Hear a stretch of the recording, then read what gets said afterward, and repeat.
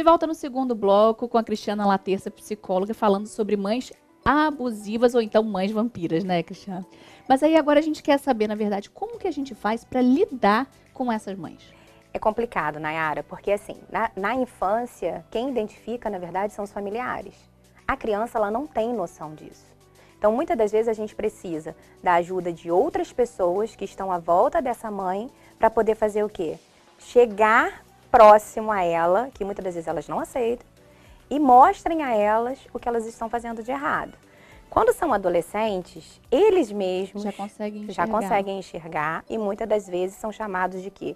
Os rebeldes sem causa, esse menino está muito impertinente, esse menino não faz nada que eu quero, porque eles começam a ter o quê? Vontade própria. Ou então aqueles que se recluem fazendo todas as vontades daquela mãe ou então daquele pai aí. E que vão gerar muito mais problemas do que o que lá se rebela, o que não quer nem falar com essa mãe. A gente recebe muitos adolescentes com uma privação total de diálogo com as mães. E assim, eu pergunto, você não fala nada para sua mãe? Eu sei de coisas que a mãe não sabe. E isso assim, eu fico pensando, que bom seria se essas mães tivessem essa noção, para elas poderem ver o quê? O que elas estão perdendo de tempo e de experiência com esses filhos. Porque estão perdendo os filhos. Estão perdendo os filhos. Na verdade, eles vão indo embora, sem que a gente perceba. E não é isso que a gente quer. Quando a gente fala de criá-los para o mundo, na verdade, é de trazê-los para próximo de nós mesmos, mas ao mesmo tempo deixá-los caminhar. Eles vão fazer as escolhas deles. Não, eu sou casada há 8 anos, mas eu vou à casa da minha mãe com o maior prazer. Tudo bem, você fez as escolhas que você queria fazer. Com algumas dificuldades, mas eu fiz. Eu tive autonomia para isso. Então, acaba sendo uma relação muito saudável. Eu não vejo problema. Agora, eu tenho amigas que vão à casa da mãe meses. Entendeu? Justamente por conta dessa convivência. Ai, não aguento mamãe. É a frase clássica, né? Eu não aguento mamãe. Gente, mas isso daí é um ponto quando as mães elas têm aquele familiar ou então aquele amigo próximo que conseguem dar esse toque. Mas e aquelas mães que não se veem dominadoras, estão causando diversos problemas para os filhos, tanto que os filhos vão baixar no seu consultório, e que elas acham que aquilo ali, o problema não é delas, e também não tem ninguém para falar. Aí o que acontece? Ela perde. Aí quando eu falo ela perde o contato com os filhos. Muitas das vezes elas só vão entender, eu tenho uma mãe hoje se tratando, uma mãe dominadora. E ela que chegou me explicando tudo isso. Só que assim, as filhas já estão adultas, já estão fora de campos, e ela só percebeu porque as meninas começaram a não querer vir vê-la. Entendeu? Então assim, quando ela começou, ela falou, eu tô com um problema. As meninas não querem mais aqui, eu fiz tudo por elas. A frase é essa. Sempre eu fiz tudo por elas. Gente, a gente não pede para fazer tudo. A gente quer o básico. Mas a gente também quer ter o quê? A nossa vida, a nossa autonomia. Então, quando essas mães elas não percebem que elas são dominadoras ou que elas não aceitam ser chamadas de dominadoras, quem acaba perdendo é elas. A gente trabalha com o indivíduo. A gente faz um trabalho direto com o indivíduo. É ele que vai aprender a lidar com essa mãe. A ter assertividade. É uma técnica. Essa é a técnica, né? A assertividade. A gente começa a trabalhar a assertividade do indivíduo. E aí, justamente isso que eu vou te perguntar agora. Existe um método, existe uma forma de se viver harmonicamente com esse tipo de mãe? Existe. Você delimitando até onde você vai. Até onde você vai. Né? Vão ter momentos em que você não vai conseguir isso. Então, é muito mais fácil você evitar algumas situações. Entendeu? Você começa a evitar conflito. Para o seu bem-estar.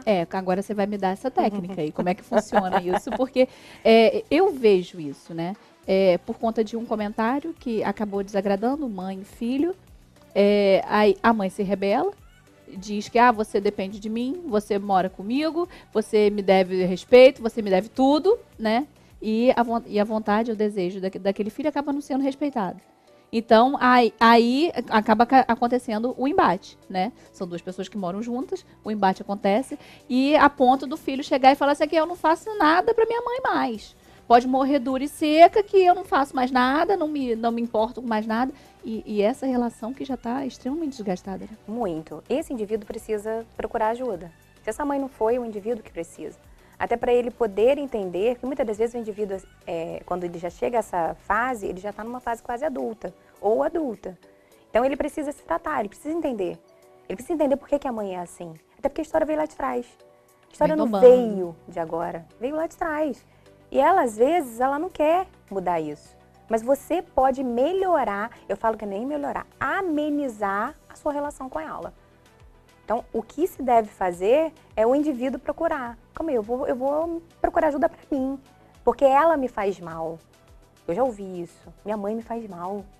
Eu não me sinto bem. Então, vamos melhorar a sua relação com essa mãe. A forma como você vê essa mãe. Então, assim, é muito dicotômico, né? A mãe que é abusiva, mas eu que procuro ajuda, tratamento. Não, é para você saber lidar com ela. Isso é bom quando esse filho já está maior. E agora quando é pequenininho? Quando é pequenininho, são os de fora. Sempre. Vai ter um pai que vai perceber, vai ter uma tia que vai perceber, vai ter alguém. O pequenininho é complicado. O pequenininho são os familiares que estão à volta dele que vai perceber isso. E vai dando os toques. Né? Aí a mãe não aceitou. Essa criança vai começar a crescer e ter problemas. E quem vai para tratamento? Não é fatídico a criança ter problemas. Ter problemas, não tem como. Ela está deixando de ser ela. Está deixando de viver aquilo que ela quer. Eu vejo mães que não permitem a criança tirar a sandália e colocar o pé no chão. Isso é uma brincadeira. E a criança está lá paradinha porque ela não pode. Ou então não pode se sujar. Tem isso. Não pode sujar. Você não pode sujar. Olha o cabelo. Gente, a criança veio brincar. A criança está ali para isso. Então ela vai ter problemas porque ela vai ver as outras crianças fazendo e ela não. E a questão da privação total também daquilo que é para a idade dela. Gente, então, é quase que um problema sem solução, né? Se a pessoa não se reconhece, o problema não tem solução. Ter solução tem, mas aí é o indivíduo que vai procurar ajuda. E quando essas mães chegam com as crianças, os menorzinhos, eu trato elas. Sem elas perceber, mas eu trato elas. Então, o canal eu faço orientação. Então vai, Cristiana, que a câmera é toda sua, dê a sua orientação para essa mãe vampira que está assistindo, que tá se encaixando, né? Aquela coisa assim, eu acho que eu pareço alguma coisa com isso, porque jamais elas vão se encaixar. Dá a sua orientação para elas, faz com que elas enxerguem que os problemas estejam nelas, para que essas crianças, elas cresçam da forma mais saudável possível. Né? A câmera é sua, vai lá. Na verdade, o que a gente espera é que essas mães, elas tenham essa noção de que a criança, ela precisa viver as fases da vida dela. Né? E a vida dela é diferente da vida que a mãe projetou para elas. Desde o ventre a gente faz essa projeção. E por a gente fazer essa projeção no ventre, o que acontece? A gente joga todas as expectativas para cima daquela criança. É igual quando a gente tem um menino muito bagunceiro. A gente sonhou um menino muito bagunceiro. Né? Que ele vai chegar, que as crianças vão começar a gritar, que as pessoas vão brigar com ele. Mas ele é desse jeito. Não adianta eu querer projetar uma situação que não é pertinente à criança. É igual as meninas. Eu fico com muita pena de menina. As meninas, gente, assim como os meninos, elas brincam. Então, elas vão sujar. Elas vão ter situações que elas querem andar descalças, descabeladas. Elas querem estar à vontade no ambiente que ela está inserida. As mães dominadoras e abusivas, vampiras, elas têm que entender o seguinte: os filhos nos foram emprestados. Uma hora nós vamos devolver eles para o mundo. E a gente tem que devolver eles o quê? Prontos. Então fica a dica. Criem os filhos de vocês, né, para o mundo. Assim eles vão crescer de uma forma saudável. Gente, melhores palavras impossíveis. Eu te agradeço imensamente. Nada, eu que agradeço a você. Por ter dividido com a gente, com todos aqui, todo o seu conhecimento, a sua simpatia, o seu tempo também, tá bom, Cristiana? Venha mais vezes, volte mais vezes, porque a gente precisa de pessoas como você. Tá, obrigada a você por ter me chamado também. Gente, olha, finalzinho do segundo bloco, mas vem o terceiro aí com um espaço claro e do Orel pra vocês. Não sai daí.